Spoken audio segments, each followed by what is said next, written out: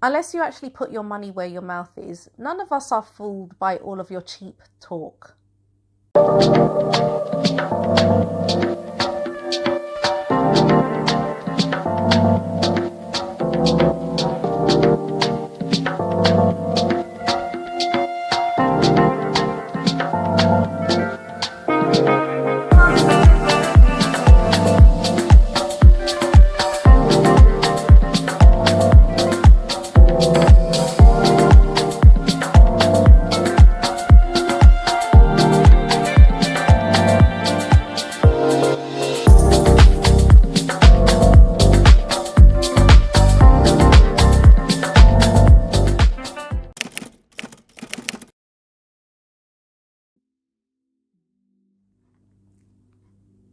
Hey guys, I hope you're all doing well and that you had a great week.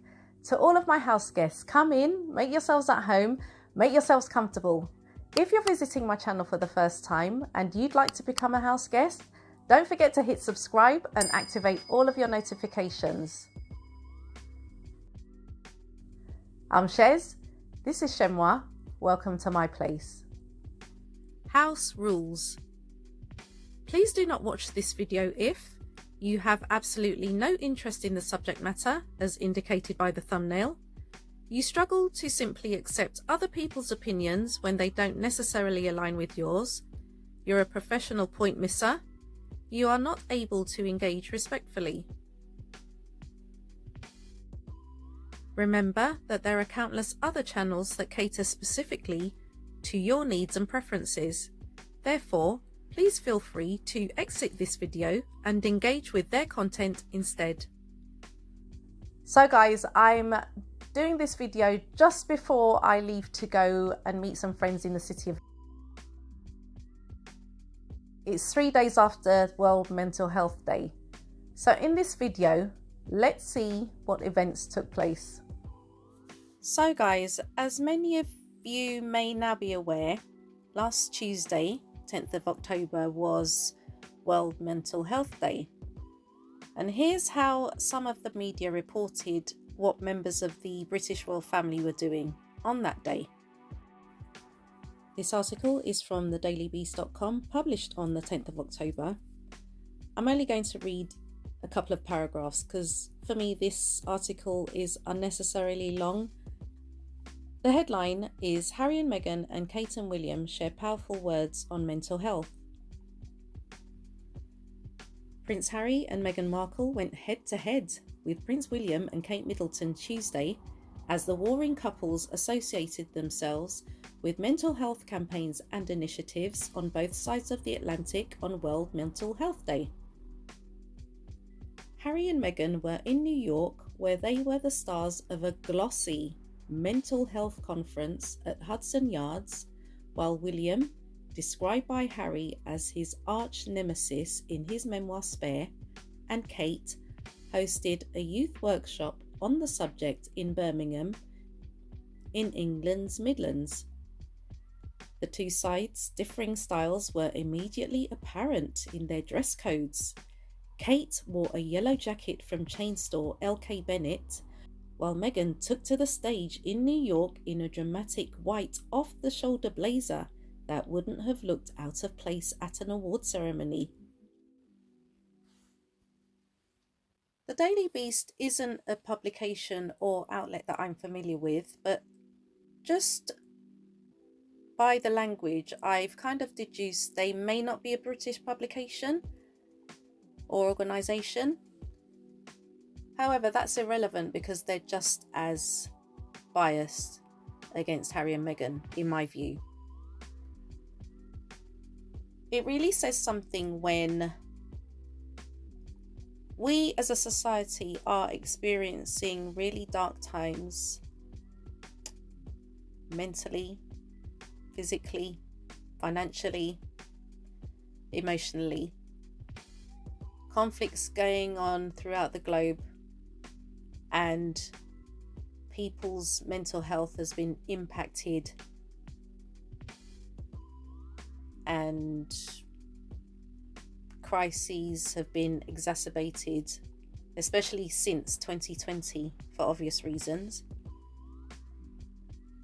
But you chose to focus on the wardrobe of the wives of two princes from the British royal family.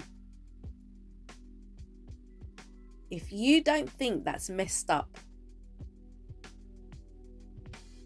I don't know what to tell you. I don't, and I laugh because it's unbelievable. I don't laugh because it's funny, because it's far from funny. I laugh because I'm in disbelief at what I read sometimes. I'm not just going to confine it to the Daily Beast. The following day, Wednesday, the 11th of October, I was doing a workout and I had in the background, purely as background noise, because I don't know what else they were talking about, Lorraine. For those of you who live in the UK, you know that Lorraine is a program that comes on every weekday morning between 9 and 10, hosted by longtime broadcaster Lorraine Kelly. And, you know, we all know that she has a bias against Harry and Meghan, which is why what she did on Wednesday morning surprised me. I literally kind of paused what I was doing to listen to what she and her entertainment correspondent, Ross King, who's based in LA, what they were discussing. So they were essentially talking about both royal couples, William and Kate, and Meghan and Harry, what they were talking about on World Mental Health Day. I think the segment may have lasted, I don't know, I guess 7 minutes. I don't know. But literally for the first couple of minutes, they talked about William and Kate. For the rest of the time, they talked about Harry and Meghan. They focused on Meghan's wardrobe. So fascinated were they, especially Lorraine. And you know, for the life of me, I cannot find this clip because I've referenced her program before on this channel, and I've always been able to find clips very quickly. I went onto ITVX, which is the platform for the network. They had Monday's episode, Tuesday's episode, Thursday's episode, Friday's episode. Where is Wednesday's episode, please? I even searched on the internet, on Google, can't find it. Went on YouTube, can't find this clip. Nowhere to be found. Otherwise, trust and believe I would have put it into this video. You have a couple talking about the devastating consequences experienced by parents whose children have made the decision to exit this life because they've been repeatedly exposed to inappropriate content and cyberbullying, which is why I have a problem with the Daily Beast article, because of its lack of sensitivity, describing Harry and Meghan as stars attending a glossy conference. How dare they? And then to add insult to injury, all you can do is focus on Meghan's clothes. And I also want to touch on when Lorraine Kelly and Ross King were saying Harry and Meghan had a police escort to the New York City venue following what happened when they were there earlier this year. Firstly, why is that a surprise? Surely it makes sense for them to have a police escort now, given what actually happened earlier on in the year. Secondly, as I will always highlight in these videos, we are not paying for them. Thirdly, I've been in Kensington High Street when William and Kate have returned to Kensington Palace, accompanied by an entourage of vehicles with blacked out windows, in addition to police outriders. As far as I know, this couple has never been chased by paparazzi through London streets. As always, I defer to your greater knowledge, so please let me know if that's not the case. Conversely, we are paying for them. Yes, I understand that William and Kate are next in line to the throne and they must be protected. However, isn't this just drawing attention to themselves unnecessarily in London? Hey, question for you. What do these individuals have in common? If you're not familiar with them, these are fictional detectives who solve criminal mysteries. But even with all their efforts combined, they could not solve the mystery of why the media on World Mental Health Day would divert about 90% of their attention from the future King and Queen of the UK and the Commonwealth to his brother, dubbed the Spare, and his wife on the other side of the Atlantic Ocean. And it seems that this particular Instagrammer was wondering the same as me.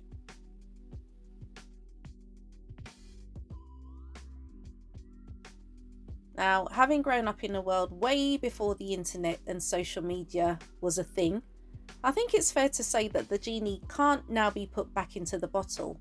Social media has evolved into a vast landscape without any borders, unfortunately to the detriment of our children. Every time a young person makes the decision to exit this life as a result of the cruelty and relentless bullying they receive online, along comes the same old cycle of big tech representatives saying they're making changes to ensure our children have a safe online experience. Have you noticed that they continue to pay lip service because nothing ever changes? So for me, it was refreshing to see that Harry and Meghan had met with the parents of children they'd lost.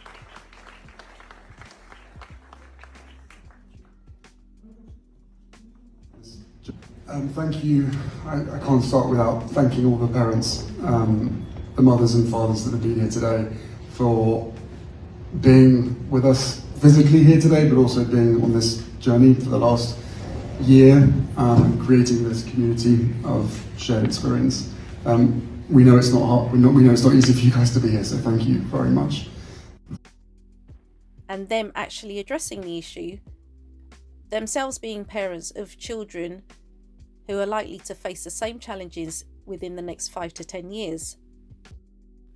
And for people who think that online safety is a bandwagon that Meghan just happened to jump on, because you know the media always love to target Meghan specifically, here's a PSA she did back in 2014. It's fun to change things up every season, so don't use that old password online. Accessorize with new passwords and change them often to keep your information safe and secure.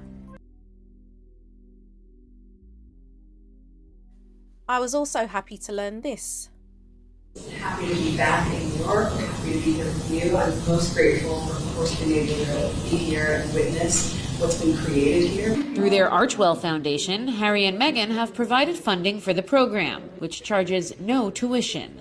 They made a financial commitment in the M0i Lab School a little less than a year ago, and along with that commitment, they also made a promise to uplift our work and to shine a light on it, and it was really cool to see the way that they did that today. Taj Amy and other fellows in this class started the program just a few weeks ago, and she was sharing what she's grateful for as part of the school's daily rituals. I'm very happy that they came to see us. It means a lot. Like, it really gives us inspiration, honestly. The reminder that there are people who are cheering for them behind the scenes always means a lot. But to be able to have two of those people here, and those two people to be people as special as Harry and Meghan, I think was incredible for them. The Duke and Duchess also sat down with M0i alumni. Were you surprised or really confident through the process that, yes, I know I will land on my feet having come from M0i Labs? One grad said big tech jobs still felt a little out of reach, until one wasn't. She's now working at Spotify. But then I got it and I said, oh, that's new. The school's founders hope that support and attention from people like the Duke and Duchess will help them scale up their program. For those royal experts who are so concerned about Harry and Meghan's financial status and how they're supporting themselves, you may want to go back to school to reacquaint yourself with the basic mathematical principle that 0 plus 0 equals 0. In other words, if Harry and Meghan have nothing, they can give nothing. So what I think you should do, British media, is concern yourself more with what the future King and Queen are doing, considering that William has had to bail out his in-laws in the past, who incidentally expect us, the British public, to bail them out of their debt to the taxman. And for all of those who in this country claim they refuse to watch anything on Netflix in relation to Harry and Meghan, I wonder if some of you are stealth viewers.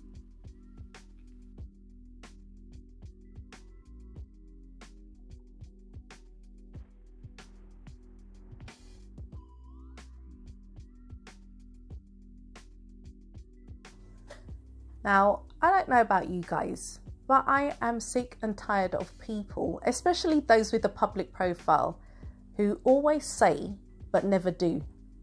One thing I've noticed over the years about Harry and Meghan, especially since they moved over to the States, they actually have nothing to prove to anyone. They let their productivity and their proactivity speak for themselves. Now, for all the critics that want to yap and make noise and, say the harshest things about them, actions speak louder than words. And in my very humble opinion, some individuals who have an equally public platform may want to reevaluate how they're actually doing things. Because at the end of the day, unless you actually put your money where your mouth is, none of us are fooled by all of your cheap talk. If your thoughts were provoked in any way, don't forget to give this video a thumbs up. And if you haven't yet become a house guest, don't forget to hit subscribe and activate all of your notifications. I want to take this opportunity to thank you guys so much for watching. Enjoy the rest of your evening or whenever you're watching this video, and you shall catch me in the next one.